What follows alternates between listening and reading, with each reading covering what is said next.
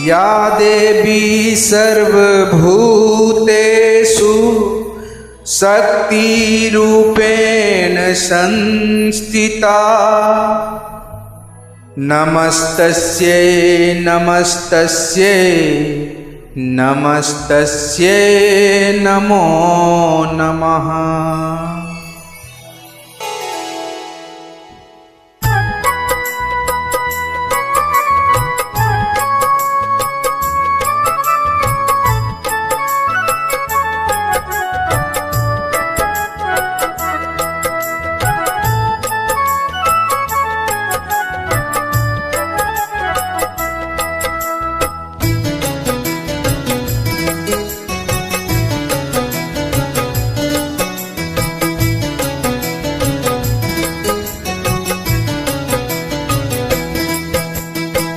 जय जय भैरवी असुर भयाउनि, जय जय भैरवी असुर भयाउनि, पशुपति भामिनी माया, सहज सुमति वर दिया हे गोसाउनि, सहज सुमति बर दिया हे गोसाउनि, अनुगत गति तू पाया।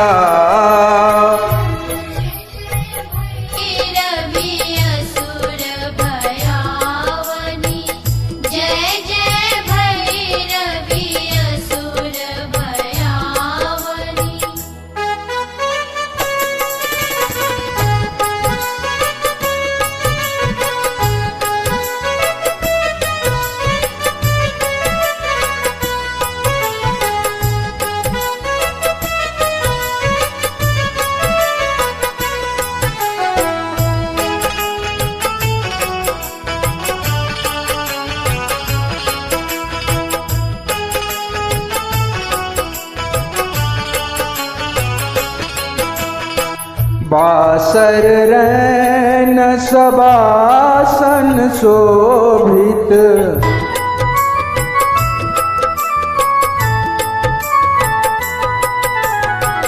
बासर रैन सबासन शोभित, चरण चंद्र मणि चूरा, चरण चंद्र मणि चूरा, कतोक दैत्य मारी मोह में लली, कतोक दैत्य मारी मोह में लली, कतो उगली कर्पूरा।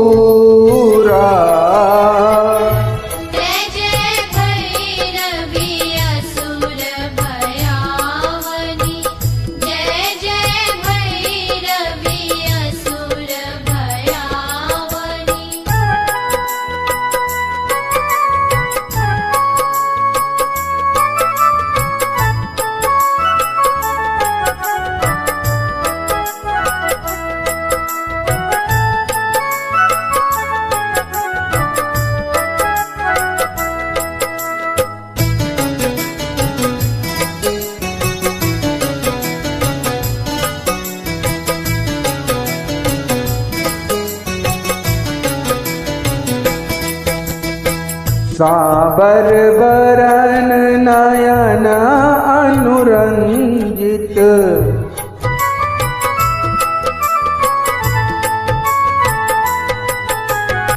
साबर बरन नयन अनुरंजित, जलद जोग फूल को का, जलद जोग फूल को का, कट कट बिकट ओठ पुट पाररी, कट कट बिकट ओठ पुट पारड़ी, लिधुर फेल उठ फोका। जय भैरवी असुर भयावनी, जय जय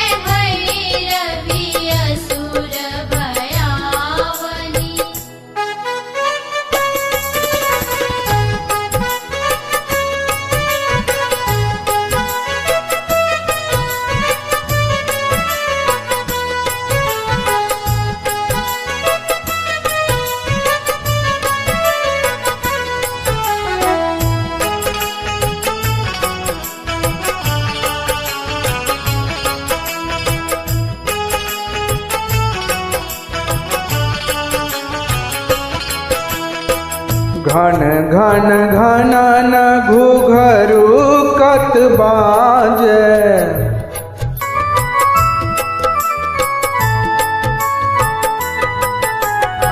घन घन घनन घुघरू कत बाजे।